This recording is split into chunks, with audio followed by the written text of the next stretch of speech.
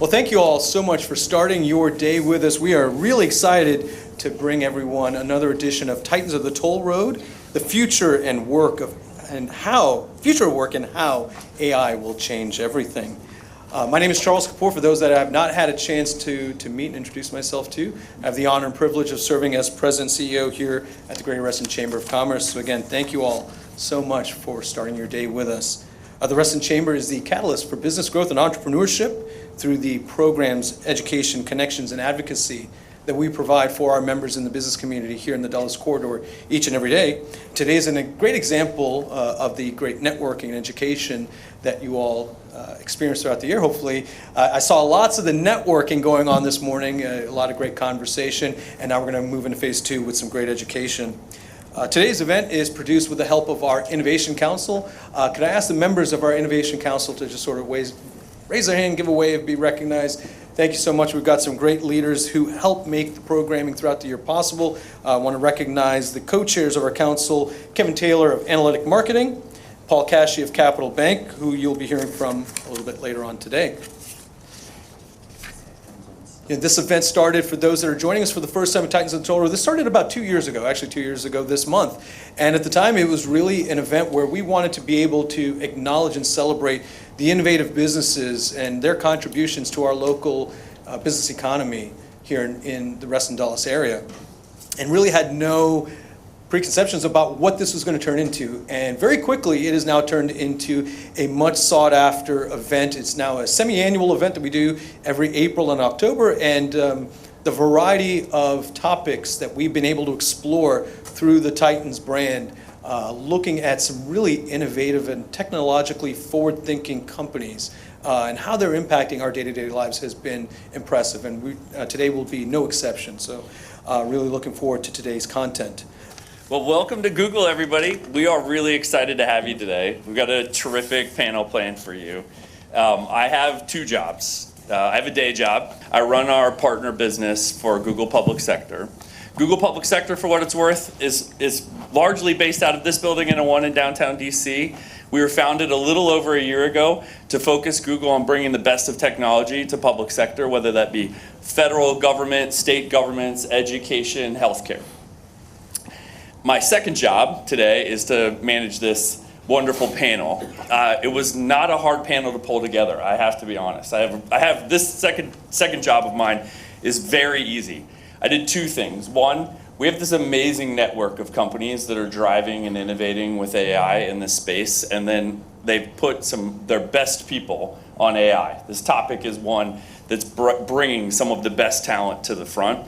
And so we called some of our friends, all of which are Reston or Reston adjacent. So it was actually really interesting to think about the fact that Reston's right at the forefront of this topic, which is pretty cool. Between Leidos, or ICF, who's in the building, literally a next door neighbor, so we didn't even have to go very far. Leidos, who's down in the Reston Town Center. Mantech, which is also right down the street, or Google, who we have somebody from Google who I just pulled from the office here this morning and brought him down. The other part of this job that was really easy was the fact that I used AI to build all the questions that you're going to hear today. Normally, as a moderator, you have to really do a lot of work to think about what questions you're going to ask and how to be thoughtful about it. I opened up Google Docs, and I used a function called Duet AI, which is a capability we have that's sort of embedded in the way that we write docs and write emails. I opened it up and I said, what would you ask an AI expert on a panel? Literally what I typed in. It put all of the questions you're going to see today, and with very minor edits, I said, how does this look, panel? And they said, these are really good. I said, all right, we're going to go with it. A few touch-ups here or there, which is a good, I think, way to think about AI in regards to, it made 90% of my job very simple, and then I had to use my discretion to edit and adjust, and then here we are. So I thought that might be an interesting way to start, and something you might find as an interesting way to get this started is that we're going to use those questions that I came straight out of our Google AI capability. This panel, I'm not going to do the classic thing where I introduce each of them and have them give speeches. What I plan to do is just go ahead and ask them questions, and on their first question that they're going to answer, they're going to introduce themselves before they answer the question. How do you guys want to get started?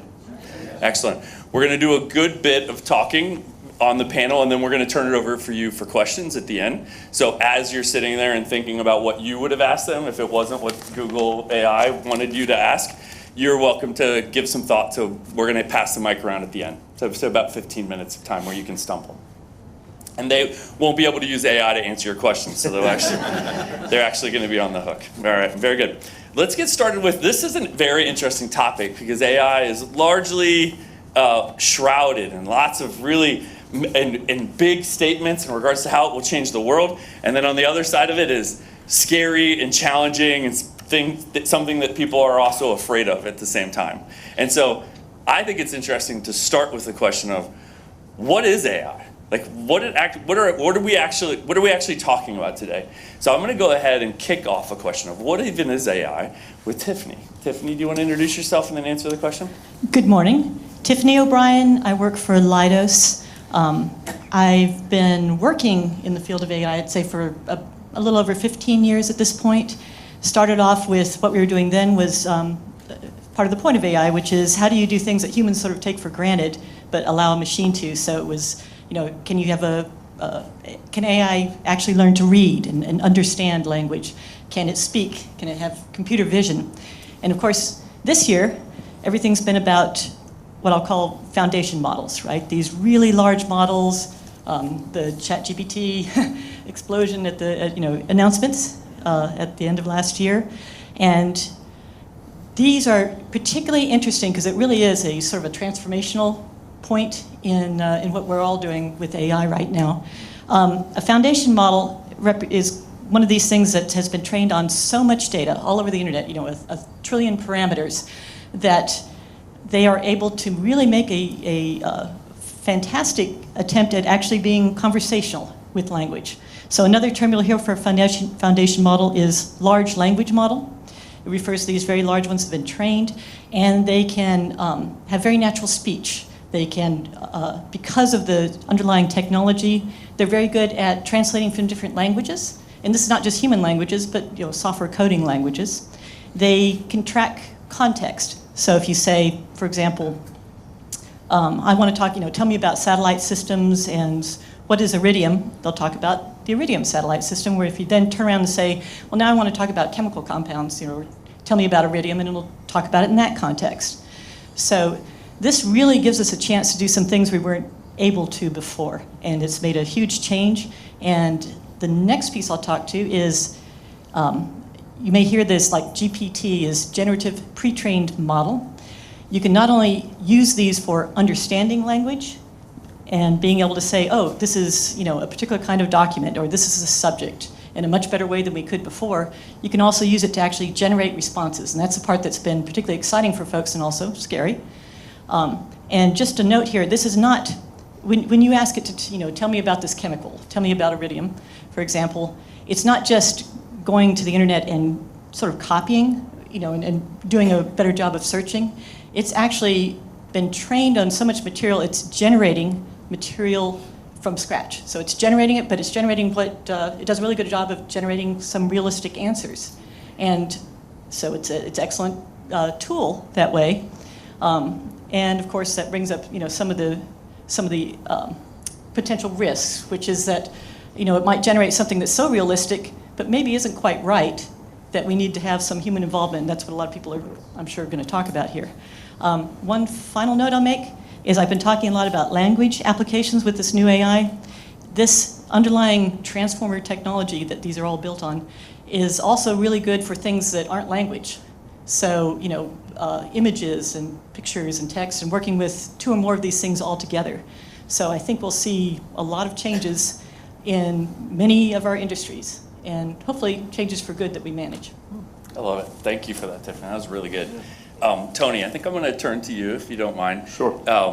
AI, with that really strong definition of what it is, I'm interested now in how you might think it will change work. And so we have everyone from small companies to medium to large and government customers here.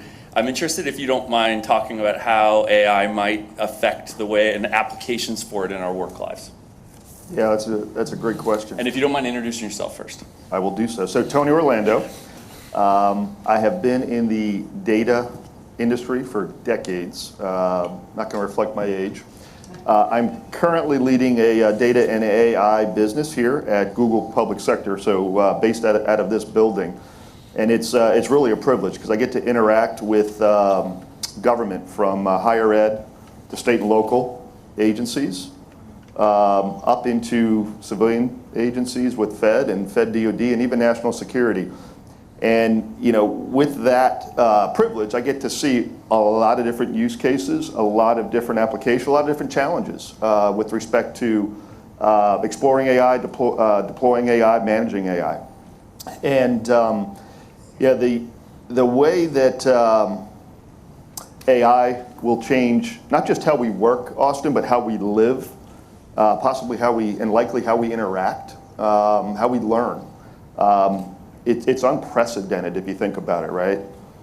We had the advent of the internet. We thought that was fire to cavemen, and at the time, it was quite profound, right? It impacted all of our lives. Mobile phones came along. Everybody's got a mobile phone now, quite pervasive. But this revolution in tech, however you want to think about it, it is going to change everything over the next 10 years. It truly will. So how will it change how we work? How will it impact work? There's a lot of different views, a lot of different studies, and perspectives are good and bad, right? So, for example, there's fear that that's going to eliminate jobs. Yeah, but it's also going to create jobs, right? So, for example, automating tasks, right? Simple things that we can automate. Assistants, virtual assistants. Every one of us in this room today, we can leave here and have a virtual assistant. And that's on both the consumer and the enterprise side. And that's a point I'd like to work into. How's it going to change work? Consumer side, Tiffany managed ChatGPT. Google's got a similar platform called Bard, right? Consumer-based. And general information off of large corpus of available public information and data. And by the way, some companies are finding that their private data is entering Bard and ChatGPT due to some of the security, governance, and controls risks. Also, the nuance of this technology being quite new, right? So there's a consumer side of it, and many of us have used the consumer side for years. If you use photos, email, whatever it might be, personal shopping, right? You get these ads that are like, hey, I saw you looked at this, you might be interested in this, right? It's correlation algorithms running on the backside. As we bring that into the workplace, though, we're able to really reapply, I would call, staff and employees to higher value, higher order mission and work within our institutions, within our workplace, within government. And what I mean by that is leveraging access to data at an unprecedented scale. So I saw there's CPAs and lawyers in the room, right? So think about the ability to traditionally casework, right? You go into the library, you pull case history, and you've got to go through it document by document. What if all of that is digitally available and you're able to ask intelligent questions with natural language and be able to get 50, 60, 70 years of knowledge and information back in that answer, right? Right? Think about that. It's profound. That will impact finance. It will impact finance, another example, right? Not only managing your money, but eventually it's going to give you not grounded advice, but advice that you take at your own risk on how you might invest. Where might you invest? Is real estate better than bonds, etc.? Questions like that.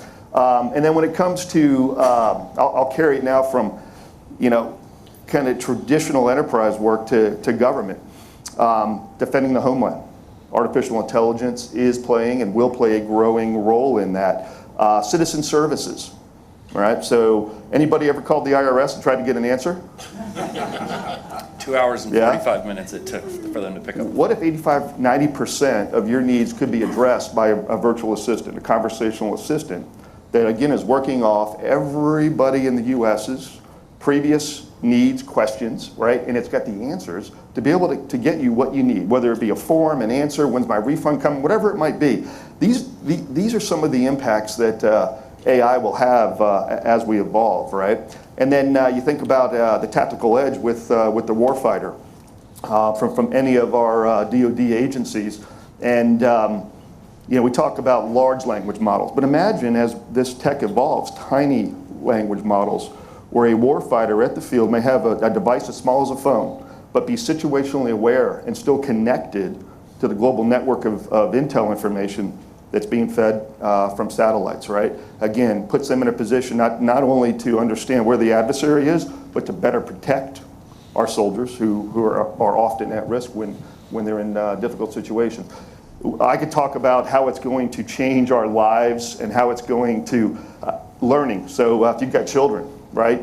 The way we learned in our different generations in the room today, that's going to profoundly change with the children of today. Think about what their high school and college experiences are going to be. Personalized learning, virtual tutors, assistants, right? Custom curriculum. And you can parlay that into the administrative side, right? Learning paths, student success. How do we attract the best students and make sure that we help them be successful? All of this, again, will be revolutionized, enhanced for good by the leveraging AI. So could go for hours, Austin, but that's a touch. We're off to a hot start, as you can tell. I'm a little passionate about the subject, yeah. It's fun.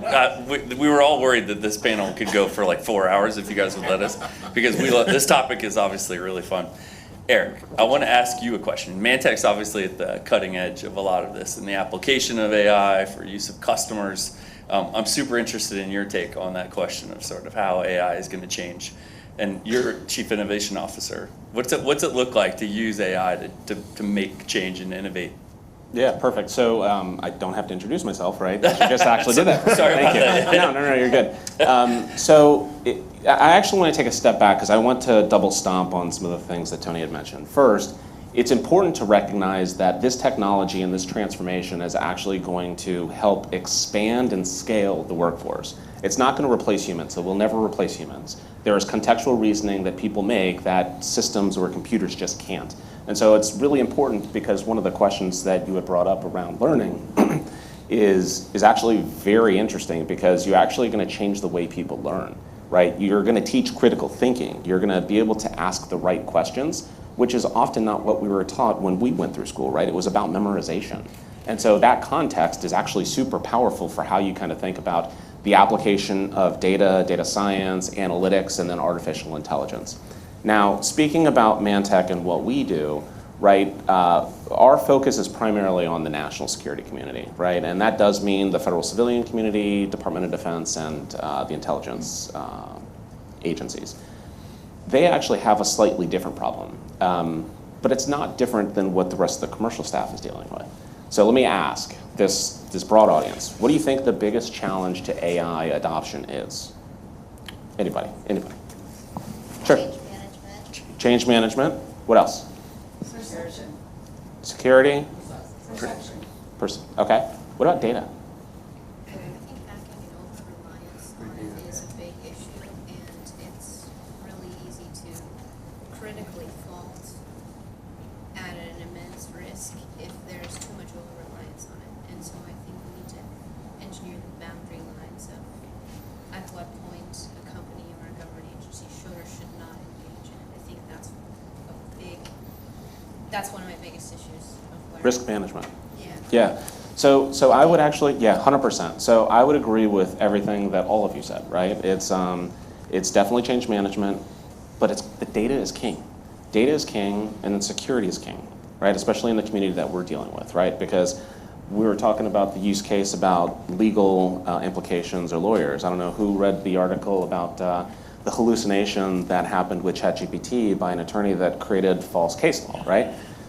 What we need to do is make sure that we have adversarial components to where we're actually validating the data. It's going to require the human to interact and interface with, the different components and the results in order to formulate the correct response.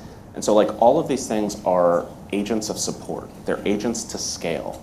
And it's not going to, again, replace anybody. If anything, it's going to change how we think. Now, the other part that's actually really important is the uncertainty and doubt, right? Because we talked about fear, but the uncertainty and doubt of what AI capabilities can actually offer. It's fascinating that a lot of people within the community that I work with is all about, hey, I want to implement ChatGPT, or I want to implement Vertex AI, or Bard, or some of the business to consumer functionality.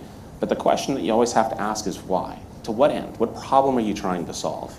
Right? And oftentimes, as you start to kind of peel the onion back, you come to the conclusion that, hey, this is where we can apply AI, but we need to do these subtle tweaks in order to adopt it to your environment so it can actually produce the results that you're looking for.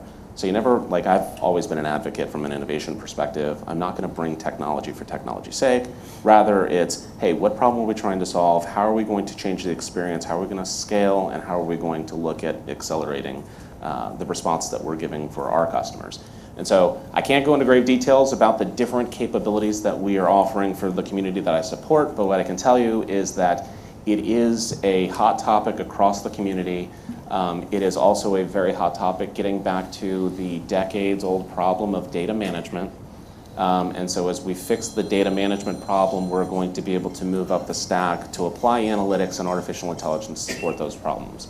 I've partnered really closely with Google on trying to get some of their technologies adopted in some of the more sophisticated environments, right? Because all of this stuff is internet-facing predominantly, right? And you introduce risk when you provide internet-facing capabilities. And so we've actually have been working on AI capabilities for about 2.5 years now, where we're bringing it within our tenants to where we can control the outputs and what the reach is to some of these services, how we apply guardrails to how people can apply it, and introducing some of the other security characteristics that are required for at least what we want to make sure that we're protecting, but also how we can adopt that for our customers. That was awesome. Thank you for that, Eric. Yep. Casey, I'm interested in going to you to bring us back from intelligence, community, and national defense into personal lives.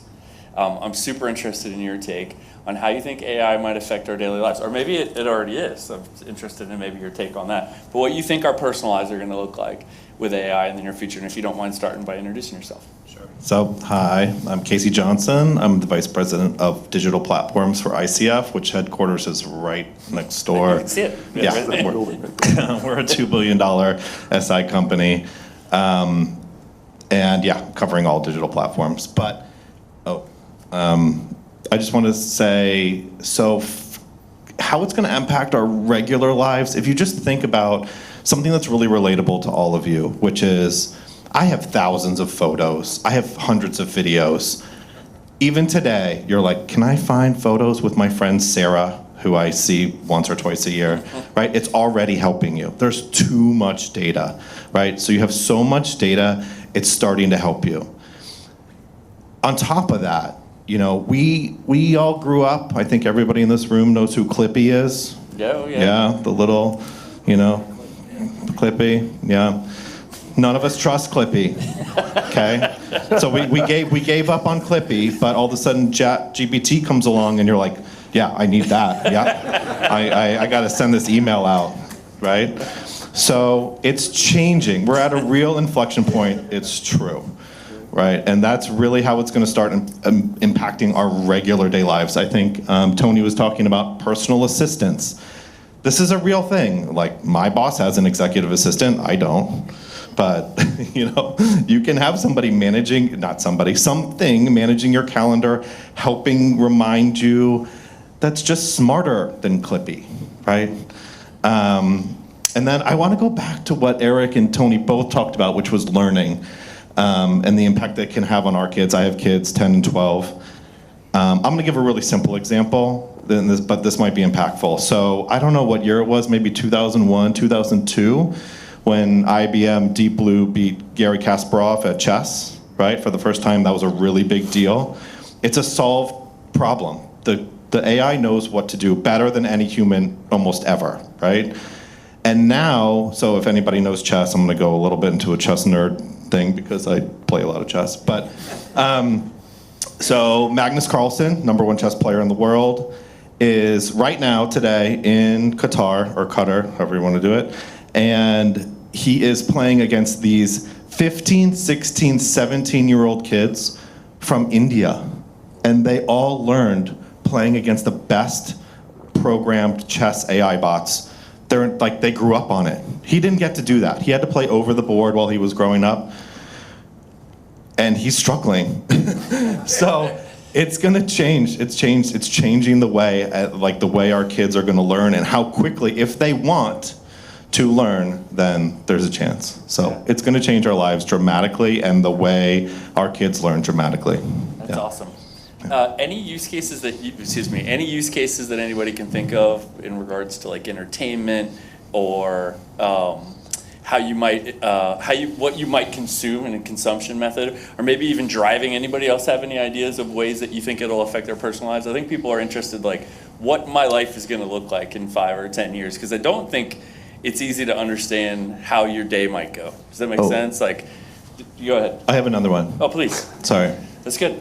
So Seattle is the first city in America that actually, working with Google, is using AI to optimize their traffic lights. So it's not just on a schedule, it's really based on the demand and helps everybody move faster. There's also a paper written, which I think self-driving isn't a solved problem the way chess is a solved problem. But there's a paper that PhD students wrote that said once we get to 81% of cars on the road that were all self-driving, then you don't even need traffic lights. Everything will just flow, almost like water. Like, it will just figure itself out, which I'm super excited about, because my son's going to drive soon, and I don't want him to drive. So. Can I follow up on that? Do you think, if you have young kids, I have a 9-year-old and a 6-year-old. This panel, do you think my kids, 9 and 6, will ever really be driving themselves, or do you think their car will be driving them? Do you guys have a vote? Do you think my 6-year-old's going to drive in a real sense? Well, not at 6. When it's time to drive. Yes. So that's 50. That'd be 9, 10 years. So if I was to be a betting person and looking at my crack crystal ball, I would argue that the answer is yes, but not because he has to, rather because of necessity if he wants to. Because at the end of the day, look at your 70s vehicles. I don't know, I'm a power sports car. I love old muscle cars. I actually bought a newer car that was a stick shift because I wanted to be able to have that control. It's fun, right? And so, while yes, you can have, if a 16-year-old goes to a high school party and decides to enjoy himself, right, that would be a perfect advocation for not to drive, right? Now, the question is, if he's behind the wheel and something happens, is he liable, right? And so there's a lot of legal repercussions as to you looking at true autonomous systems. So I think that it will start getting to the human augmentation, but I don't think it's going to replace the driver. I drove today in a Rivian, which goes 0 to 60 in 3 seconds and has 825 horsepower. I think my car's more fun than whatever it is you just described that you're using a stick shift for. And by the way, it drives on the internet. Yeah, so I do have an M4, and I'm pushing about 600 horsepower, 0 to 60 in 2.8, and it's manual, right? So for me, it's the old school way of thinking about things, but you also have a Swiss Army knife, right? So it's super fast, but you have a built-in cooler, you get all of this cool stuff. I don't have any of that. Mine's just, point A to point B. Tony, you think we're driving? You think my 6-year-old's driving? I think your kids at their ages will still be driving as we do today. They'll learn the classical way of driving. In 20 years, I think the regulation, the traffic flow, the security, the controls, I do think in 20 years we will have a preponderance of autonomous vehicles on the road.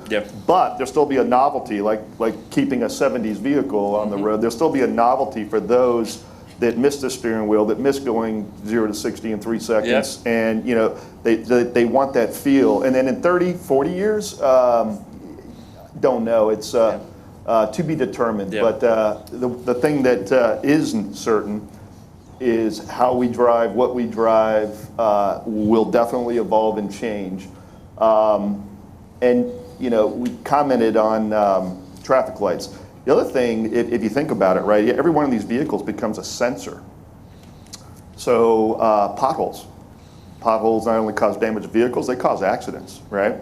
And being able to collect that data, be able to analyze that data, send the crews out to patch the roads proactively instead of reactively, go a long way to really evolving, not just traffic flow, but safety on the road. And it's very important when you start thinking about autonomous vehicles, right? Because you don't have that human reaction. It's all going to be tech-driven at that point in time. So car has to meet the asphalt at some point. You want that asphalt to be in very safe shape and condition. Yeah. Yeah, Jobs creation. That's another example. Yeah. I've been a big fan of Waze, and you have to tell it where potholes are, where there's an animal road, and I'd rather not have to tell it that. So for what it's worth, the idea that it collects that info and then passes it and tells everybody else is an interesting place for innovation, I think. And for the record, since we're on public access TV and for all the Reston police, I did not go 0 to 60 today. In 3 seconds on my way through Reston. 0 to 35. Just for the just for the Sunset Hills is not a speedway. What do you think? I was going to say for your 6-year-old, and I hope for my 11-year-old, it's not white or black. I'm hoping by the time he's 16, there's just an Uber subscription. I will pay you $400 a month. You can take my son wherever he wants to go until he's 24 and make smarter decisions than I did. Because let's not do that, and then we can figure out the rest later. But I like the concept of the stick shift because it's a human thing when big change comes along. So I read this book a long time ago. I wasn't planning to talk about this, but it's called What's Your Egg?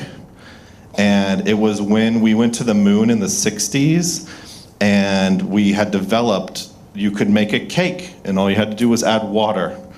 And all the housewives of the 1960s rejected it. Nope, I'm not cooking. And they did some studies, and they found out that if you let them crack an egg into it with water, now they're cooking. And so that's like, the egg is like the stick shift. It's like, I'm okay now, I'm good. I'm not mixing flour, sugar, I just have a pouch, but I have to crack an egg. That's fascinating. It's an interesting human thing. And you said you think Uber subscription, because we already do have cabs that you can basically get in that have no drivers in certain towns. Right? I just don't want him to make dumb decisions until he's able to make smart decisions. I can't imagine my 6-year-old making good decisions yet either. And I just want to say, I think what I totally am with you all in what you're saying here, except when we start talking about autonomy, something we've been talking a lot about at Leidos is, do humans really give up all responsibility? Are you going to say that I'm going to, the human is, we're not going to have a human involved if you're dropping off your kids in an elementary school in that little area where they're all running around? Or is the human still have responsibility, even if they're taking advantage of some of these autonomous capabilities, to oversee it, to have a way to stop it, guide it, give some sort of feedback? And in 5 years, I think we will have only begun to address some of these risks, and I don't think we're going to have this fully autonomous part quite yet. I think we're going to still need that, but we're going to have to figure out what we think the human's role should be and how they can actually do that in a world where you have to react very fast. Yeah. Can I actually, just one other point, because I completely agree. What I would actually argue is that we're probably closer to the 70s cartoon Jetsons before we're fully looking at autonomous vehicles. 60s, yes, thank you. Yes, flying, semi-autonomous vehicles, that kind of stuff is not far-fetched. Now, whether or not it's affordable is a different story, but that's not something that's completely off. So I'll touch on something that I think is like an innovator's dilemma, in that I would argue that AI can probably already make driving safer than it is right now. And many of you who drove on Reston the Dulles Toll Road to get here, or 495, can probably argue it's the most dangerous thing you'll do today is to get on the road and drive. And that easily, either between Tesla or the Rivian I drive, I click 2 buttons and it keeps me between the lines, it keeps me away from traffic ahead of me. It actually, regardless if auto drive is on, it stops me from hitting somebody. Like, it literally pulls me away from things. Not that I've tested that out, Reston Police, but that it will pull you away from hitting anything you're about to hit and stop you, and that we're already there.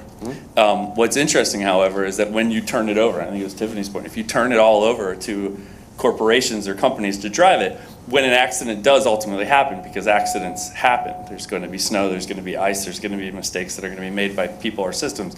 If we dropped fatalities on the road from where they are, and let's say we cut them in half or we cut them in a third by bringing technology, but now all of the fatalities aren't your personal responsibility. This oh my gosh, it's when somebody gets a car accident, we don't go, what's wrong with your programming? Like, where did you get your data? What company made you make that accident? We go, wow, what a terrible accident happened. But when a company does it, there's a lot of liability. And so much like when you get on an airplane, we've basically had to get airplanes down to near 0% fatality rate for everybody to be comfortable getting on. And then if you're like many, that still doesn't help you feel good when you get on an airplane, even though we're at 0%. You didn't think about your drive to the airport being the thing that actually had you be 100 times more at risk than when you got on the airplane. And you're thinking, I'm in the hands of these two pilots? You know, like the FAA guy in the tower is now going to be responsible for me, and you feel really uncomfortable about that. So that's a change management and psyche thing, not necessarily us worrying about the data of driving down the amount of fatalities on the road. So I thought that was kind of an interesting innovator's dilemma. I'm interested in how you get into AI and how each of you got into AI. I'm super interested in how we help people get this into their lives, how they begin to learn about it, and how they get to use it, and how they might teach other people in their companies, their workplaces, their families to get involved in it. Where would you get started with AI? What does this work? Is it just purely a thing I'm going to consume? Is there a way I can play with it? Like, what do you recommend on how to get started? Who wants that one? Anybody? I'm happy to start. Go for it. So again, two sides to it, right? We're actually living with interacting in AI every day already, right? If you have a cell phone, if you're watching TV, who's got Netflix or Prime, right? You get those recommendations. That's AI on the backside. Photos was mentioned earlier. Bring up all pictures of a cat, right? Today you don't get a dog, you get the cat, right? Because the algorithm that's AI-based has been trained to recognize the difference between a cat and a dog. So consumer side, right? So I would claim, Austin, that most of us, if not all of us, are interacting with AI on a daily basis. But we can explore virtual assistants, we can explore Bard and ChatGPT to ask natural language questions, get answers, educate ourselves, right? Solve problems that previously we might not have been able to solve. Algorithm may point you to YouTube, may point you to some prose, it may point you to a book, but ultimately artificial intelligence is bringing corpus of information that the human mind, singularly, right, wouldn't be able to consume, analyze, correlate at the rate a computer can, right? So that's the consumer side. On the enterprise side, my advice is train has left the station, jump in. You got to jump in. Whether you're a small business, medium business, or a large enterprise, you've got to jump in because it's going to change the way we work, again, the way we live, right? It's going to be quite pervasive. And is it transformation? I think it's truly a revolutionary time, but the thing about AI in business is it's going to be evolutionary. Just like we're talking about how cars are going to be impacted over the next 20 years in the driving experience, the same thing in business. It's not just like you flip a switch and immediately you're getting the value of AI and you will forever. It's going to be this evolutionary set of principles and technologies that are going to continue to get better and evolve. You can do a search on Google, do a search on Bard, ChatGPT. Say, how do I get started with artificial intelligence? There are simple applications out there that allow you to train a model so you can get a sense of what AI does, what a large language model does.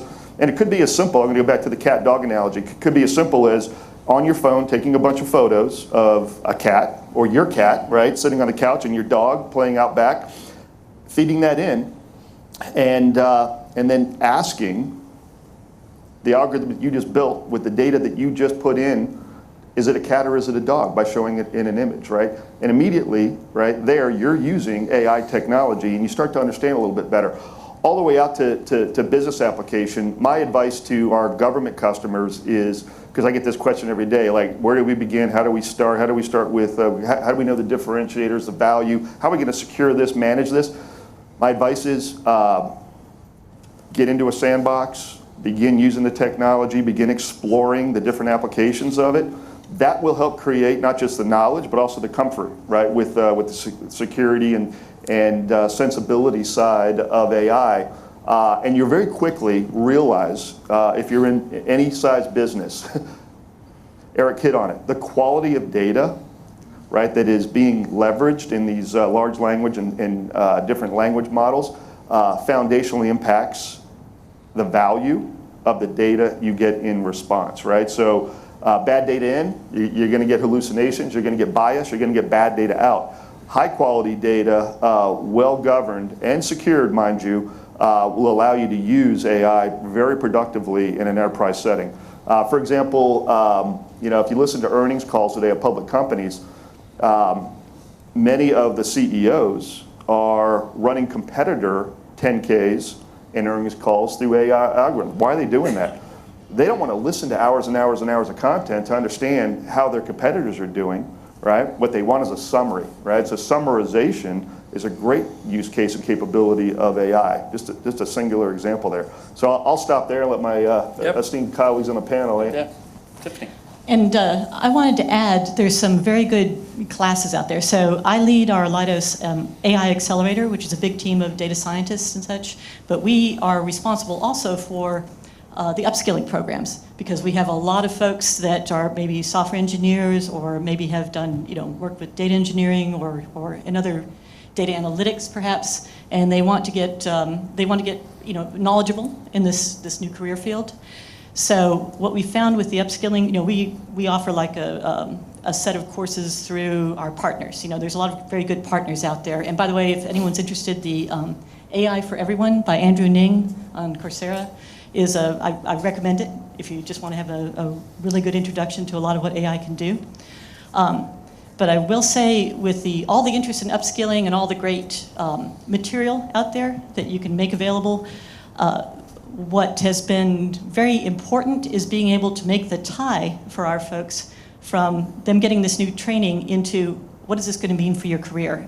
Because the big fear that people have is they're going to go through all this effort, going to upskill, going to learn all this wonderful new technology, and then not be able to use it in their current job. And you would hate to find out that they leave and go somewhere else and take all this fantastic skill they just gained. So I'd just say, if you have folks that are interested, make sure and make it part of their career path and say, this is what we're going to do when you manage to get upskilled. That dog picture was queued up by Bard. So Tony said, give me a dog, and then the computer heard, and then just kidding. Go ahead. Yeah, I was just going to say, you have to want it, right? I mean, you guys being here in this room means that you want something. It's a tool. It's a tool just like Microsoft Office. I subscribe, for example, really basic. It's a 90-second Microsoft Office tip that's delivered by YouTube every morning at 6 a.m. I learn a little bit every day. Microsoft Office can do so much. We use it all every day, but I bet most of us never take the time to actually go learn something new. We're just stuck in our ways. So, she mentioned Coursera. I like a different website called Brilliant. It simplifies it in a different way, and it costs money, so does Coursera. But I would say just, even go on YouTube, subscribe to some channels, and put on the notifications so you see it on your phone in the morning, and you're like, maybe I'll just listen to it while I'm stuck on traffic on the American Legion Bridge. Which we're eliminating soon, right? Hey, Austin, can I add? Absolutely. Yeah, so one of the things, I like the YouTube. That's actually something that I often subscribe to as well and kind of reference, and there's a lot of online material. But my recommendation would be, start with the problem in mind. What are you trying to solve, right? Because AI solves a lot of things, but it can help augment a lot of different ways, right? So if you're trying to scale your enterprise or trying to evaluate 10Ks and 10Qs. I actually have a CFO who is very pro AI and is looking at ways that he can actually do the summarization for those earning calls, right? So he can just consume that data through our existing platforms as a way to kind of write that report, right? And so it can help augment in a lot of those different ways, but that's on the consumer side of how you look at applying that technology. On the, in contrast, if you're looking at the creators, right, that's where I would start with data science. Understanding the data is what's going to allow you to help apply the analytics and the technology writ large to kind of solve some of those problems. And so I kind of look at it from a a user perspective versus a creator perspective from an engineering lens. I love that. Casey, not everybody uses Microsoft Office, just for the record. Whoops. For the record, I use Gmail and Google Workspace. And Sorry. and so now does Eric, because Mantech went live on Monday, company-wide on Google Workspace. They Yes. actually, for what it's Yes. worth. So Yes. just a little tag there. And why that's interesting from an AI perspective is this. I'm in meetings. We do transcription. We do language translation for people who don't speak English, if that's the language being spoken. So transcribes it, translates it, can take that transcription, have it review it, take all of the major notes, summarize the meeting, track when action items were assigned. So, hey, Bob, can you take on that? And that's all that it has to say, and it knows what that is, and says, Bob gets the assignment of this. And can you do that by Friday? And then it goes, Bob has this action by Friday.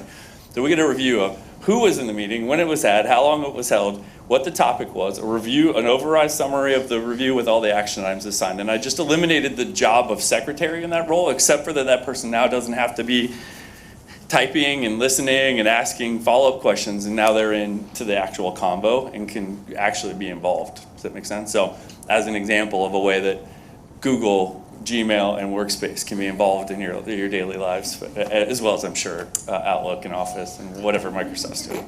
I don't use It's Clippy. I don't use Clippy, oh yeah, Clippy. Clippy. Yeah. As you eliminate that secretary job Yeah. and you replace it with a bot, you've now also increased security risk, and we have to address that being changed. Can I It's a actually? perfect, that's actually a perfect segue. Go Well, ahead. I was going to say, so it's not eliminating. Oh yeah, I'm gonna real quick if I can. The two functions here. One of them is how often it's eliminating roles, or our viewpoint of whether or not AI will eliminate job functions, is the topic I want to address. And then the second one, which wasn't your question, is the level of risk and privacy and security, which is the next topic. So you're on it. Oh yeah, I'm all over it. You're getting. This is good. I can see you coming in the questions. Do you want to address the first one, which is how the job elimination? Yeah, question? it's not eliminating jobs. So I have an EA. Well, actually, so before I came back to Mantech, I was over at Microsoft and I had 3, right? I got to work on my panel. And Way too much. Oh, yes, exactly. But what I realized is that there's often conflict in the communications. And so like I'd have one person that was handling the calendar, another person that was handling kind of like the finances and some of the other components. We've been able to consolidate that down into a few effective executive admins. Now we do have rock stars, so I'm not going to Yeah. lie. Oh, yeah. But what it does is it allows them to up-level how they're actually interacting across the ecosystem, and it's aiding in their ability to manage schedules, because now we have one EA that's actually managing 6 executives. So if you think about it, it's a scale function, not a job elimination function. Now, can I answer the security question as well? So the setup for that question Yeah. is this. I think everybody was probably expecting us to have to talk about the fact that some of this sounds a little bit scary in regards to security and privacy controls. You hear a lot about this technology ultimately going as far from being very scary and dangerous from a personal perspective, all the way to predictions that it will ultimately wipe out humanity, which is sounds far-fetched. I'm really, really interested in y'all's take on either calming our fears about where this technology is headed, or just throwing gas on the fire here today and having us all go home and packing, for the woods. So, you want to answer that question? Yeah, let me start, right? Because there's a lot to unpack there. So it's about managing risk, right? And if you think about it, like every time that you actually push data out to the internet, whether it's corporate material, that then becomes something that is in the process of retraining those models. Now, it's not giving the actual data, well, let me rephrase that. It is giving the data that you don't want to be leaked out to the internet. And so what we've done is actually bring the models and the capabilities into our managed tenants, so we can actually control all of the data that's actually flowing out of our environment. And so our corporate content isn't actually being exposed, so no privacy information, no health records. Obviously, the different kinds of confidentiality and integrity content that we have is not going out to the public-facing internet. More importantly, we're also looking at the implementation or have implemented guardrails so we can actually manage the kinds of queries that are going out. And as a response is coming back, we're doing what's called kind of like an interception of the request, which basically says, hey, you know what? Do you have access to that content? If you don't have access to the content, I'm not going to give you the metadata around it. And so there are some security parameters that we've built into our approach because of the kind of content and how we're working with our customers within that environment. So what I would argue, oh, and actually one last point. So I came from a cyber world. So originally when I first started in my career, it was more focused on information operations and computer network attacks. We're building in approaches that minimize the ability for others to influence our models. That's an important distinction because as you look at data and you look at the insignificance of data, those subtle changes can actually have models hallucinate, right? Especially if it does allow for write access. For us, we're managing that from an enterprise perspective in partnership with Vertex AI and some of the other components to make sure that our deployment model cannot be influenced by just native users or other parts of the consumer base within the broader ecosystem. So all of that said, from a very long story short, it's about managing risk, authentication, so the entire credential access management components, the delivery model, your architecture, and really just anticipating what changes can happen based on sophisticated people that might try to have nefarious activities, whether it's an insider threat or not. So Very good. Tony, you want to add something? Yeah, so I'll speak to it from a Google perspective. So we talk a lot at Google about responsibility and specifically responsible AI. So anybody that on the business side that interacts with us will hear this topic because it's how we address the security, the privacy, and all those other topics that are of concern and in some cases grave concern. But few people know Larry and Sergey, when they started Google 25 years ago, they actually set out to start an AI company. But they realized we can't build an AI company unless we've got data. And that's where this notion of indexing the world's information and making it available for all was born, right? And over 25 years, as they have, in a responsible way, made the world's information available to society, they've been building AI capability in. But at the same time, they've been building security into all things because of data and privacy, right? So we've all come to relatively trust Google on the consumer side. And when it comes to now leveraging AI at scale, there's a number of principles related to responsible AI, right? And it contains topics like socially responsible, right? Minimizing and acting without bias, right? Security, grounded in scientific evidence and fact, right? Being able to refer to the source of the information, right? For efficacy, for example, right? And incidentally, the T in ChatGPT is from the transformer technology. It was a white paper that Google released in 2015. And it really started this whole next round of phenomenon, right? We open source a lot. And that's kind of the foundational. Now, coming back to the responsible side of it, right? We're not frantically marketing and pushing AI on the world because we are moving in a very deliberate way and pace to make sure that we, in a very responsible way, move from the consumer AI world to the business and enterprise AI world, right? A lot at stake there with data, sensitivity, privacy, whether it be HIPAA, financial information, whatever it might be. But fundamentally, and this ties back to not just getting started with AI, but operating with AI. Every organization really needs to think about what are their principles, what are their values related to AI and the use of AI. How are you going to govern AI, right? You need to have a governance system. And ultimately, there has to be accountability, right? There will be accountability through regulation, right? With our government and the world's governments. But again, you take that down to the individual level, right? There has to be accountability. And it has to be done in the right way. Now, all three of those things will evolve over time as AI evolves, right? It's going to have to be quite adaptive so that we can remain responsible. Doing all that, the computers will not take over, right? They won't start to do nefarious things. But without these controls in place, right, without acting responsibly, yeah, computers could be armed through code to do things that frankly aren't good for society and for the future, right? So just some things to think about there as we talk about security, risk, and be grounded in responsibility. I love that. I love that. Tiffany. So I wanted to basically jump on what Eric and Tony were just talking about. In my role, we're very interested in these, the trustworthiness and being able to trust AI and have responsible AI at the right level.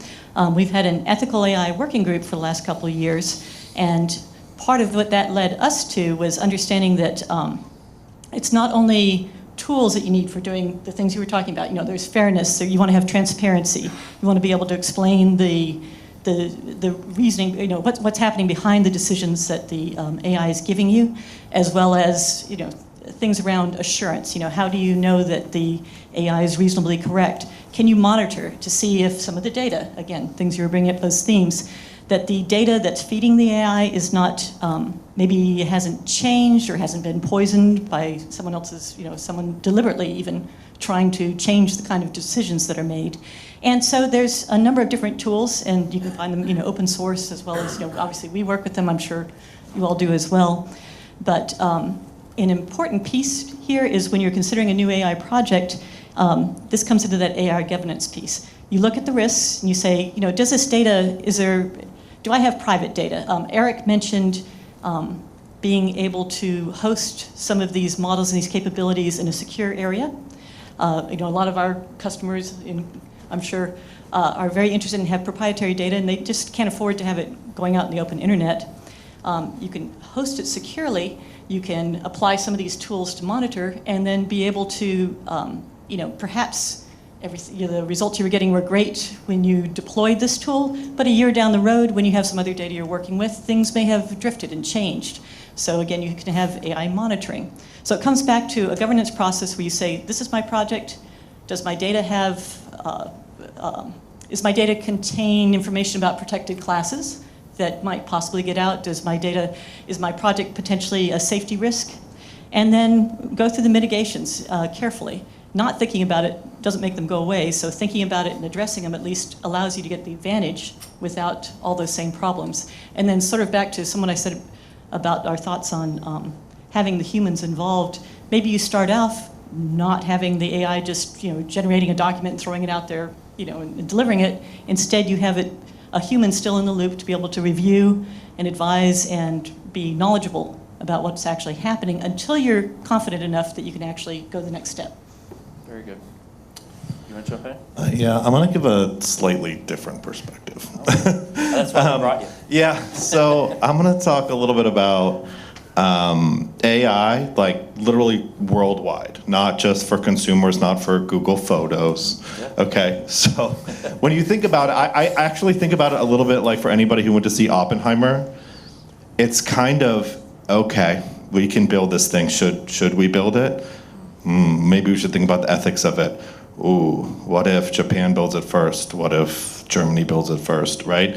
So there's still, nobody wants to wake up tomorrow morning and find out that China has built an AI that can hack our electrical system or our satellites. So at the moment, I think AI has to just keep going, like especially for the government. It's a national security risk.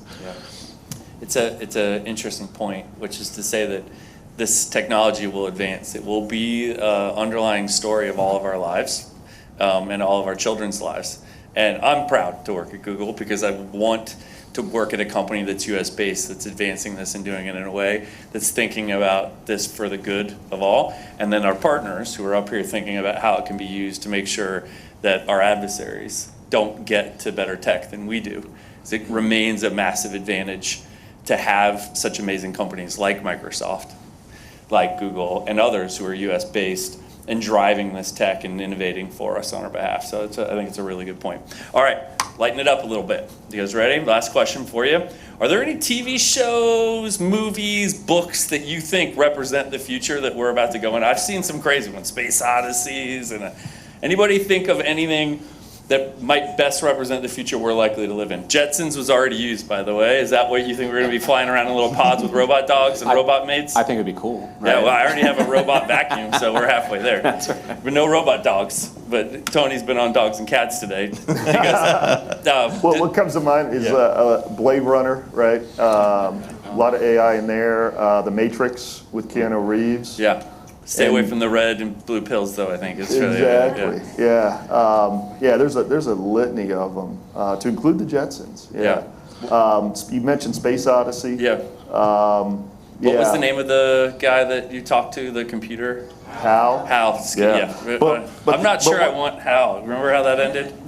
Oh yeah, Yeah, but good. I was going to say, Hal brings up the one in between, some of these more recent movies and the Jetsons was War Games. War Games was really one of the early movies that did simulation and implied the use of AI. Yeah, It really did. That's really good. That's a good one. Actually, I hadn't thought about that in a while. Oh, sorry, real quick. Any other movies, books, TV shows that come to mind when you think of this topic? Yeah, I like this scene from Interstellar. So if you've seen the movie, Matthew McConaughey is talking to his robot named Tars. Yes. And asks a question to Tars, like, hey, does this person have a relationship with this other person? And Tars responds, like, I have an honesty parameter. And Matthew McConaughey responds, but not a poker face. There's still a human element to this whole interaction between AI that I like that part. Yeah, that's awesome. Tiffany, any thoughts on your? You mentioned Blade Runner. The story that's based on is by Philip K. Dick, called Do Androids Dream of Electric Sheep?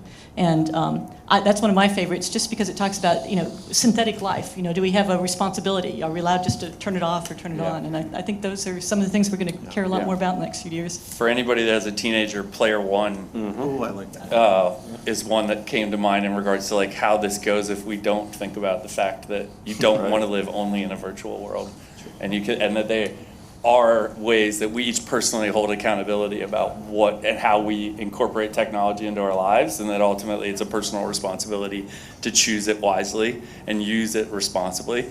So it's not only a corporate responsibility, but also a personal responsibility. And Player One really exposes that responsibility as a joint effort. So with that, I'm going to turn it over to y'all. You guys get to be the AI that asks this group questions. Who wants to jump on that question? The writer strike was an interesting one. There really was a full industry that had to grapple with their use of technology to advance. I will say, I've watched a lot of Netflix specials. They could have used better writers, so this idea of using AI to improve the writing might have, I think, was where they were trying to, like, we want to use it as a tool, not have it replace us. Yeah. Anybody? Go ahead. Sure, I can start. So first off, I was actually going to say Skynet and Terminator, but we kind of passed over it. The other one, the other shameless plug, which would be more applicable to nowadays, would be a movie called Mile 22. I'm sure most of you guys have not seen it, but you should definitely check it out. Yeah. So as it relates to the writer's strike, I would argue that it's lack of understanding about what this technology can help with, right? So if you think about it, and we've been talking about data's king, right? Oftentimes, a lot of the movies and a lot of the music that we hear is just redone, right? It's basically refactoring the same stories. And so as you ingest all of that data into these models, it'll come up with a new story on the same content, right? Where we need us to kind of think through is what's different? How do we create new? And that's where I think it actually creates an opportunity for upskilling or up-leveling the jobs to get down to the criticality of, hey, how do you want to formulate a new story to solve kind of, what we're trying to do with the writer's strike? And so for me, it's a huge, I'm not going to say it's not going to completely replace jobs, it's just going to change them, if that's a fair statement for that. That's a really good point, because there is a formulaic nature to the way that some things, like I mentioned, you watch the second Top Gun, the newest one, and you're like, I think I've seen that movie before. They just changed the adversary and then used the same script again. That being said, I don't think AI is ever, to your point, going to replace creativity. and the creative nature of that. It will be, to your point, very formulaic, but it won't necessarily invent new art, if that makes sense. So, did anybody want to answer that question? I was just going to add on, going on the chess analogy. Yes. Yeah, could totally have the best chess tutor ever. They're still chess tutors. You want to interact with a human. You want to learn that way. So. Very good. You had a question. Does anybody have any thoughts on that? I think it's an interesting set of comments, but it also amplifies how AI in this evolution will create new jobs, new roles, right? Somebody's got to develop and program that in, right? Somebody's got to maintain that. Somebody has to analyze it. And it's a little bit akin to sentiment analysis, right? When you see social topics that are really taking off and going global, as you said, virally, right? You know, is it fictitious? Is it factual? What's it grounded in? And how are people reacting? Back to the sentiment side, right? But I think it's just a great example of how vast the topic of AI is, and how many additional areas and subject matter topics there are that are in its nascent stage being explored, but to be explored, right? Can I amplify? So the topic that you were going down was really starting to kind of dove down the path of artificial general AI, right? And I love the idea. That is, to your point, the infrastructure is certainly not there, but I think that computer science isn't there. The data science isn't there to support the contextual understanding of those emotional responses, to your point, because it can't reason from that perspective. It can understand content. It can understand materials. It can do some interesting analytics, but it can't create that cognitive reasoning of a human being in which you can actually respond to an emotional, like, behavioral pattern. Like, so one of the worst things during COVID for me, aside from being apart from people, was constantly using Teams, right? Or chat, right? But the problem is that you have this two-dimensional interaction, right? So you get video, you get voice, but what is 90% of communication, right? It's energy. Yeah. It was terrible. Like, I thrive on that, like, human interaction, like being able to see people, being able to feel the energy that's coming off of people. It can't feel that, right? And so that's where, and we haven't been able to train those kinds of behaviors and those characteristics. So I think we're a little bit far off for some of those things, but I love the BHAG, the audacious goal to be able to get to some of those capabilities. It's very good. It's a separate crisis use case, but the fires in Maui, one of the things that had to be done is that you launch very quickly a call center to help people who call in and respond. And it was one of those really interesting uses that Google jumped into with some of our partners to quickly stand up an automated call center to help people get pointed to the resources and capabilities and where they can go to get help in a very quick way, which I thought was a really interesting use case for AI recently. You always get to, whenever you raise your hand, you get the next question. He's at auto. Can I say one more thing? Oh, but yes. On her question, because I think that's really important. He doesn't go above a panelist, though. Sorry, just real quick. I think it's important because the rabbit hole that you're going down, it really has deep ties to capitalism too, right? Facebook and all these social media platforms, they want to make money. And sometimes it is to keep you on the platform, and maybe we have some social problems there, people do. But sometimes it can be, again, China or Russia trying to influence our elections, and they're like, great, give us the money. And we're gonna need the regulation, something, or we need AI that says, we're identifying a pattern here, and we need to stop. We're not in it for money right now, we're in it for national security. Very good, that's excellent. Question, you want to hand your mic? Hi, I'm Kevin Taylor, co-chair of the Innovation Council, and I first want to thank this amazing panel. Austin, thank you for all the great work. We have a few minutes left. I also want to thank the great audience here, and again, we're doing this twice a year, so please look for the next one coming up in April. My question is, as parents, a lot of you have mentioned kids, so how do we guide our kids to embrace this and not fight it? Dismiss it. They have to do it ethically. They've got to figure out You know, okay, did I write that paper or did I not write that paper, right? How do we guide our kids? And then as the business community here that we represent, how do we start hiring AI literate employees, and what questions do we need to ask? It's a great question. And I'd like to add on to that. Yeah. That we talked about upskilling, the skills to look for. And then you talked about financial reporting. A finance person versus a salesperson versus a machine learner. Yeah. These are awesome. Who wants to take that on? So you mentioned upskilling and what kind of skills you're looking for. If you want someone that's able to dive deep in the area, computer science skills, programming skills, and math skills are usually the basis of the folks that want to be able to move on. Do you have ideas on the financial? Yep. Yeah. Yeah, I can Go ahead. kind of. So it's actually really interesting.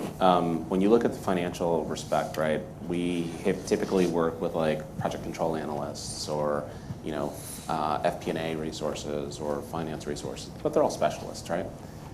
The biggest question that I ask when I'm looking to hire somebody is to understand whether or not they have the capacity and capability to be able to learn whatever subject that it is as it relates to leveraging technology, right? So it's the foundational capabilities and that foundational understanding that's important to me, because you can actually upskill people to learn programming languages or understanding how to read a 10K, 10Q, and do the competitive intelligence parts that we're kind of referring to. As a matter of fact, shameless plug, my son, he goes to George Mason as a business analytics professional, which is very finance heavy. And so he came into Mantech to work with the chief finance officer team this past year. And his goal was, hey, I want you to do, well, one, it was like subcontract closeout, which everybody hates, by the way. And then the other part was, I want you to look at our top competitors and produce a report on where everybody's at from a positioning perspective in order to understand how they're growing, where their CAGR is, where they're actually looking at investments. So he could build a report and we can actually help the board of directors understand who that was. Mind you, this kid's 20, right? And so he was able to do that. He did leverage Bing Chat as well as Google's technology. Yes. Bard. In order to find out and digest some of the content. But it helped him ask the right questions. And so to your question, Kevin, I would actually argue question everything. Question everything. If you question everything, it's going to get you to the point to where you have that intellectual capability to, you know, leverage these technologies, but not be replaced by the technologies, right? I mean, again, it's an augmentation system. It's an augmentation platform to help us get to where we want to go, and it's there to help, right? And from a learning perspective, I hate to say it, it only knows what it knows. Data is terrible in a lot of our industry, and so you gotta question whether or not it's valid. And I would add for the youngsters, you got to help them be curious, help them explore. But as a parent, right, you want to add to that the values and principles that you want them to leverage this new technology with. Mathematically, curiously inclined children, they're going to be developing code and maybe even building their own language models, you know, at early stages over the next 10, 15 years. And that's going to be a new thing for society. But I think it's like all things, right? The behavior starts in the home. So something to think about specific to the question on how do we guide our kids. Beyond that, as they get older, yeah, you know, if they want to get into the technology space, math, science, computer science, data field, you know, whether it be data science, ML engineering, whatever it might be, it's really going to be in very high demand. But you also have to look at the demographics, and this is happening for us at the right time in the U.S. at least, because we're going to have fewer and fewer kids going to high school and college over the next 20 years, right? That's going to create a workforce shortage for us. And AI has the potential to help offset that as our kids get greater and greater educated. This young man's had his hand up for a while over there. Awesome. Can I add real quick? with YouTube as a general example, because I have young kids. I have the good example and the bad one. I won't use his name, but his name is Joe, so I'll just say Joe and leave his last name out. So I'm not making that up. His name is Joe. He was talking about his kids using his Gmail account for their YouTube, and they have a YouTube channel, his kids do, and they have like videos, and they do a whole thing, and he got kicked off. They got 3 strikes from Google, and he was mad at me. He wrote me, and he's like, Google kicked my kids off YouTube. And I said, well, what did they do? They were asking for subscription and likes, and then they would, based on if you like it or subscribe, they would do a different part of the story. And it was all cute, but you can't solicit that. And they use AI. We use AI to view videos and then automate responses to kick people off who aren't following tight guidelines. But I was like, so now he can't use his Gmail for YouTube anymore. And I go, I was like, hey bud, this is like personal responsibility. Like your kids, there are Gmail for kids, there's YouTube for kids, which dials them the exact age range that they are, decides what they can and can't see, and helps you create set your own settings around their ages and what they're able to see. Which for me, if I didn't have that up, my kids get up in the morning and not always there when they need breakfast. My wife and I can't always get down there every time. Before they're on YouTube before I can get down there. And if they were logged into my account, I mean, they can go down whatever rabbit hole they want to go that isn't appropriate for a 6-year-old. That being said, it sees who they are.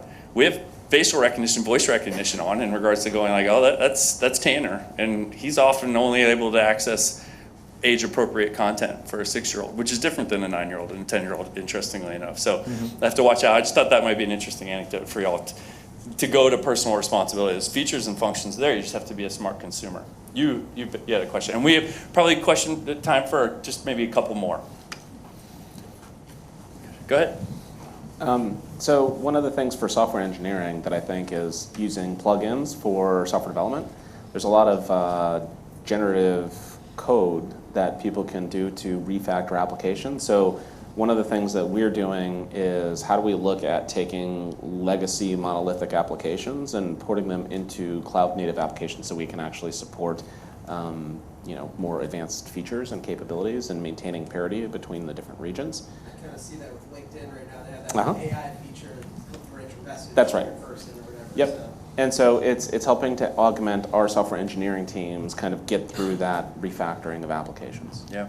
So that's one use coding, there's a genuine question as to whether or not there will be coders in the sense that will you actually code or will you use prompts to get there? And there's a good dialogue and question that's probably not as interesting for this audience, but there's a whole group out there that's in an active debate as to whether or not the future of software development is going to be heavily leveraged on AI. The future of cybersecurity already is going to be heavily leveraged on AI, meaning that we're not having people go and fight bots. There are machines attacking machines that are defending us, and who has the better AI cyber defense is going to be critically important. And as you think about your phone or all the applications you use with billions of users, that is already going on in regards to us using AI to fight, to protect your information from people who want to use it. Anything lighter than what he asked for lighter, and I just totally ignored him. So I was just going to mention something I'm excited about is I think we're going to have a lot better speech interfaces and the whole service piece. When you call a service desk for IT help, having that be much improved and be able to have conversations and maybe be able to speak naturally in different languages and have it understand. And another place I'm excited, that we can do that we're already doing, so we can do now, but is really improve some of those work processes. For example, you mentioned the IRS. The one that I know much better is we do some work for the Veterans Administration, and one of the pieces of that is processing disability forms, disability eligibility, and that's a huge effort. A lot of humans were doing it, and having to read through, each veteran may have, the equivalent of boxes of paper of, all their history and all the places they've gone. It cut hours off processing and really reduced backlog to be able to have AI that could go through those boxes and then say, based on your history, we've trained on your history and we've checked the accuracy, but these are probably the next tests these folks need to see, the next specialists they need to see. And so I'm excited about the possibility just to make services available faster. Definitely bending time in half on some of those things. Yeah. Taking the car wash used to be 5 people that work there, now nobody works there, and it's like all run by the computer. Yeah. I'm going to go real quick so we can get to another question. But I just want to say, I think in the next 2 years, Siri will leave its Clippy status. Because I actually asked Siri the other day, what iPhone did you launch with? And it's like, I don't know. Like yeah, iPhone. It's been out 12 years. Okay, it's time for it to be closer to ChatGPT. Yeah. And the other thing related to the languages, I really agree with you. This is an unpopular opinion, but my son's 11, and he has to sign up for a language class, and he chose Spanish. And I said, why isn't JavaScript an option? Because if he wants to go to Spain when he's 20, I'm pretty sure he can just use his Google phone and translate everything in real time if he wants to order a pasta carbonara, whatever. I want to do a quick rundown of cool stuff that I want you to know about. We are breaking the boundary of language as being an issue, meaning like you are already, Google Translate is already really amazing. It's going to get even better, meaning like that you speak Spanish and I speak English is not going to be as big of a problem as it is today, as it will be. We're going to break that barrier down entirely. Folks with disabilities, communications, reading, dyslexia, learning challenges, customly building a plan to get them to where they want to go is also really exciting. Medical applications, so we have this large language model called MedPalm, which is basically going to help us not have to count on just the single doctor or like nurse practitioner or general practitioner being the only one who knows how to solve this problem. And this concept of like relying on what they learned in medical school and then what pharmaceutical salespeople tell them they should be selling, in regards to being able to get good, really strong answers about what to do as a consumer, and then what doctors advice they should be giving to help them make better predictions and better analysis there. Predictive health stuff, meaning there's a really cool story from Resultant that talked about bringing state healthcare information to figure out which children are going to be vulnerable, and they actually have counted up the number of infants lives they've saved, like as their like metric of score rather than revenue. Is like this like super incredible use case for AI and data usage, which I think is really cool. So you asked for some good ones. That's like my I just jumping in and helping y'all out, but I think that's gonna be, there's some cool ones there. Oh, and then lightly, Wendy's. Who would have thought Wendy's is gonna be on the cutting edge of how we're going to use AI? They are going to automate the check-in whole concept, the drive-through, like, I need and you're like, what, I can't hear you, and they're like, I want 3 or 4 bags of fries, and you're like, all right, like, we can improve this experience, can we get this better? And so Wendy's is trying to do an entire thing where, hey, the last 3 times you've been here, you get a Frosty with fries, like, hello, do you want Frosty and fries again? Like, yep, all right, paid already, because we know who you are, we got your app, and moving out. Does that make sense? Like, so there's many of you in retail or own businesses. I'm gonna do a plug. Nobody's said the word Amazon yet today, so I'm gonna give them a plug. The Palm piece, so the idea that they have to know who you are in order to start to deliver you better experiences, but then checking out without having to actually go through the checkout process of somebody scanning you. And shoplifting has become, understandably, like a huge issue. Like Target and Walmart, I've heard these like stories about their actual stock price going down because of how bad shoplifting is.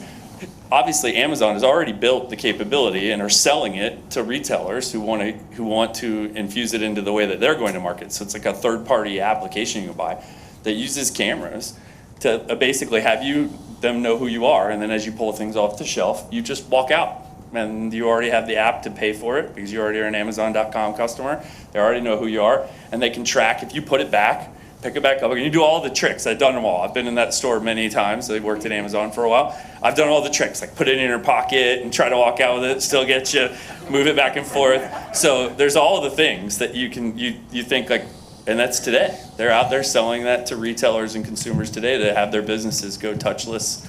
And it wouldn't shock me as a bank, if you want to know everybody who's coming in, when they come in, and who they are, if they have a background in history with you, if this is somebody who shoplifted before, you're going to get to a place where we're going to have like, if you want an experience where you get to try on everything and walk out and come back in and have this like trusted relationship with your vendor, they're going to expect and be interested in knowing you closely. Sort of working to bring it into feeling like a small town experience even though it's being aided by technology. So I did a little pitch for some of the stuff that Amazon done. I think you get our last question, sir. I'm not going to make this a Google commercial, so I'm not going to answer that question. You want to answer? And I think that is another one of those, that's one of the applications we're going to see rolling out now is, or in the very near future, is being able to take people's own corpus of data and then make it available for this very natural language question and answer. I know that we have folks in Florida who are working with the Army, and they create training documents. And we've, using this, some of the new technologies here, created, basically built a model that understands and can use their data to be able to do this very natural question and answering. And I think we're going to see a lot of that. That's really a cool application. Yeah, I'm with you on that. I was just going to add on to that. I selfishly tried to register MedicareGPT.com, but it was already taken because my parents, they heard about ChatGPT, but it's a little too complicated. They just want a more basic interface specific for something, which is kind of what you're talking about, so they can ask questions about Medicare. And so I do think that in the next 2 years, I think there's going to be a lot more just specific solutions rather than just a whole generic. There's some really cool demonstrations of private industry where someone goes to your website, asks a question about a particular brand of a thing. Do you have this in stock? It goes to your stock system. It tells them you do have it. Now tell me, does this bike horn work on that bike? And they're like, yes, and we have it in stock, and you can click here to buy it. I'll wait. And then they call you, and you know who just called you. And you're like, you were looking at this bike with this bike horn. Did you have questions about it? Yes. Great, let me get you to the person who knows that bike horn or that part of the system, so it routes them to the right spot. And then they go, okay, great, I don't need it. And then they come back to your website again, and right on the front page is like, you can click to buy it if you're interested, to make that entire process seamless. You can take that steps further and go, would you like us to call you back in a week to let you know? And so you can use it to start to target and get smarter about who you're marketing to, what they want, and help them have a great experience, a customized, wonderful experience based on your business. And so I think there's going to be really neat, really thoughtful ways to advance private industry to have us all have better use of our time. The amount of time I scroll on shopping sites is embarrassing to figure out what I want, and I really just be like, I've been looking for a pair of green and blue shoes to match, I'm a tennis sneaker guy, to match my kids' schools. I wanted to come with some cool shoes that match. I type in find me green and blue shoes, and I'm still getting not awesome results, and I've got to flip through images and get there. We're getting really close for you to be able to dial in, find, across a lot of different websites, and then click to buy and have those places be able to reach out to you. It's going to be a really neat and interesting time that we're headed into. I wanted to take this moment just to say that I've really enjoyed this. I hope you have as well. I think you can tell this topic and this group is a really fun and interesting group, and the opportunity to have you here to come to Google today is an honor, and the opportunity to talk to you about how AI might affect your life and how it might be very interesting and important as a topic to you, your children, your work, and your personal life is, I think, something that I love to get to do what I get to do and to share it with you. So thank you for coming today. If you don't mind giving a big round of applause to our terrific panel.